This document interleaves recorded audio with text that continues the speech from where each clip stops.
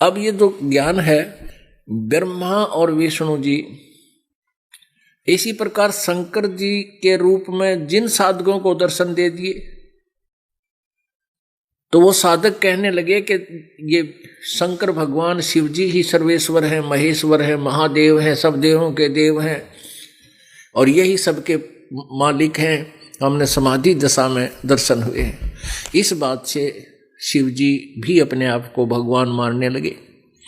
अब ये काल क्या कहता है कि तुम्हारा ये भ्रम निवारण करने के लिए मैं आया हूं। तुम ईश नहीं हो, तुम मालिक नहीं हो, अभी आपने पढ़ लिया। आगे क्या बताता है, ये जो शिवपुराण बोल रहा है, शिवपुराण में जो ये वाणी बोल रहा है वो कौन है, ये देखिएगा। ये वही शिवपुराण पृष्ठ 18, यहां तक तो हम पढ़ चुके हैं।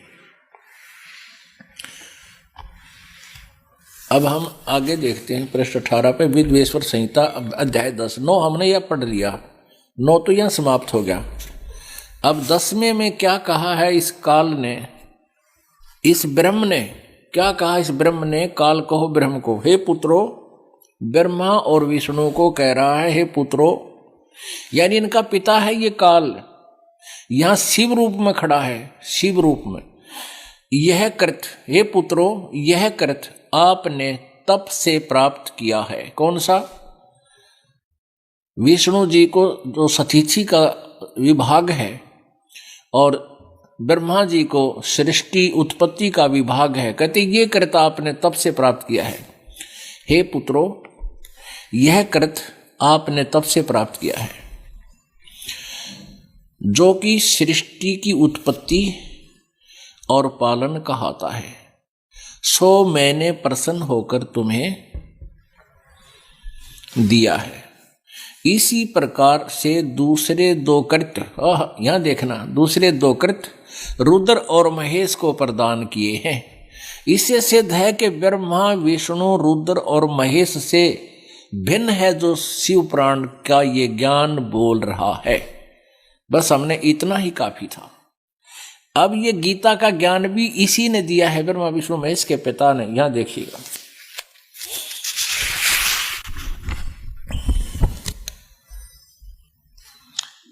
अब यहां से देखेंगे, ए सौम्य, ये पृष्ठ नंबर 19 पे, 18 आपने पढ़ा था, अभी पृष्ठ नंबर आपने 18 देखा था, ये देखिएगा, ये 18। अब हम इसको 19 पर पढ़ रहे हैं। ए सौम्य, मेरे ज्ञान से विमुख होने से तुम्हें अज्ञानता आ गई। मेरा ज्ञान होने से ऐसा नहीं होता। ज्ञान और रूप महेश के तुल्य हो जाता है। इस कारण से उस ज्ञानी की सिद्धि के निमित्त ओंकार नामक मंत्र जप करो। ओंकार यानी ओम, यह अभिमान का दूर करने वाला है। अब देखना ध्यान से, सोई निज मंत्र उपदेश करते हैं। यह ओंकार मेरे मुख से उत्पन्न होने से मेरे ही रूप का बोधक है और महामंगल करने वाला है। ओम मंत्र यह वाच्य है, यह वाचक है, मैं वाच्य हूं। यह मंत्र मेरा आत्मा है, यह ओमकार। इसके स्मरण से मेरा स्मरण होता है। ओम के जाप से काल का ब्रह्म का स्मरण होता है। उत्तर की ओर के मुख से आकार और पश्चिम के मुख से उकार, दक्षिण के मुख से मकार, पूर्व के मुख से बिंदु और मध्य के मुख से नाद उत्पन्न हुआ है। इस प्रकार 5 प्रकार से यह निर्गत हुआ। यह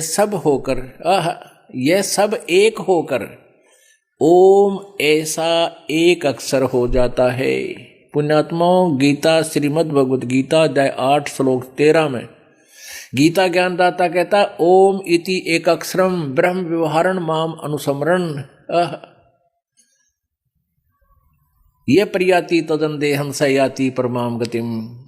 गीता ज्ञान भी यही दे रहा है। ये काल ब्रह्मा विष्णु महेश का पिता यहां भी कह रहा है कि ये सब एकीभूत होकर एकीभूत है।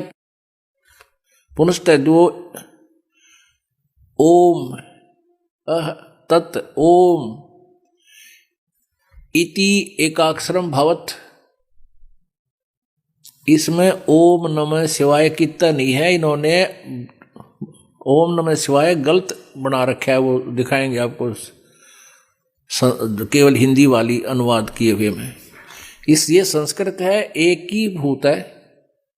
पुनस्तत् ओम ओम इति एकाक्षरो भवत। इसमें कितने भी और ओम नमः शिवाय नहीं पाओगा, आपने देख लो।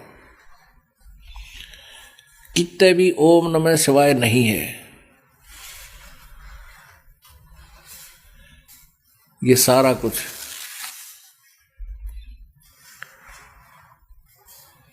ये गलत आगे दिखाएंगे आपको, वो गलत कर रखा है इन्होंने। यहां क्या लिखा है कि इस प्रकार 5 प्रकार से निर्गत हुआ यह एक अक्षर होकर, यह सब एक होकर ओम ऐसा एक अक्षर हो जाता है।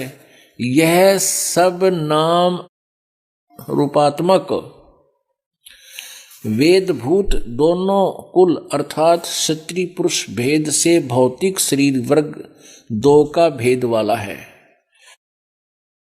वह इसी मंत्र से व्यापक है और शिव शक्ति का बोधक है। इसी ओंकार से सब जगत का बोधक परवण उत्पन्न हुआ। ओम नाम परवण भी ओम को कहते हैं।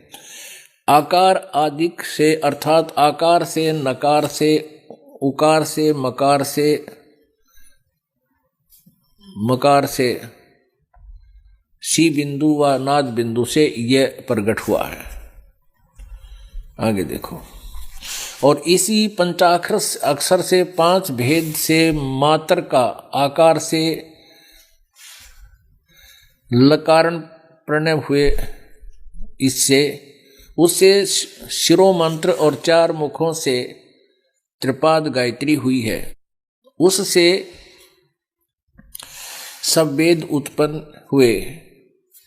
उससे करोड़ मंत्र उत्पन्न हुए इस ओम तय।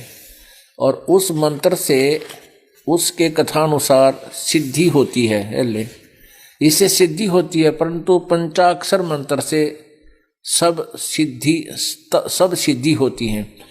अब यहाँ क्या बताया, गायत्री मंत्र से तो केवल कथानुसार सिद्धि होती है, कथनानुसार, परंतु पंचाक्षर मंत्र ये ओम से सब सिद्धि होती है। इस श्रेष्ठ मूल मंत्र से सब सिद्ध भोग और मोक्ष की सिद्धि होती है। कला सहित सब राज मंत्र साक्षात भोग देने वाले हैं। मोक्ष के नहीं है ये मंत्र। नंदीकेश्वर बोले तब उन दोनों के गुरु शिव जी ने उन दोनों के सिर पर वस्त्र रखकर अपना कर कमल धारण कर पार्वती सहित उत्तर की ओर को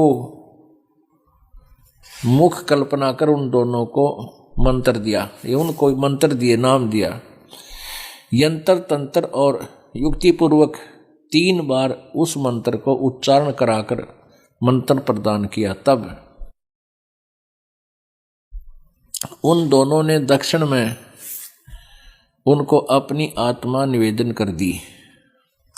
अब कहने का भाव ये है पुण्यात्माओं, इस प्रकरण से एक तो ये सिद्ध हो गया कि ब्रह्मा विष्णु और शिव जी ये कंप्लीट गॉड नहीं है। और ये काल कौन है, ये ब्रह्मा विष्णु महेश से अलग है, इनसे भिन्न है, इनका पिता है, इनका जनक है।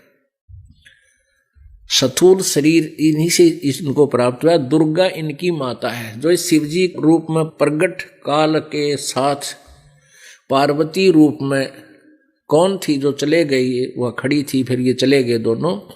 ये दुर्गा है, ये पार्वती रूप बनाकर और ये शिव रूप बनाकर विचरते हैं। कभी यही शिव ब्रह्मा रूप बना लेता है काल, और दुर्गा सावित्री रूप में इसकी पत्नी इसके साथ होती है, और कभी ये विष्णु रूप धारण कर लेता है और दुर्गा लक्ष्मी रूप धारण करके इसके साथ विचरती है। तो ऐसे ये सबको गुमराह किए हुए है, सच्चाई से दूर रखता है, अपनी वास्तविकता भी नहीं इनको बताता है।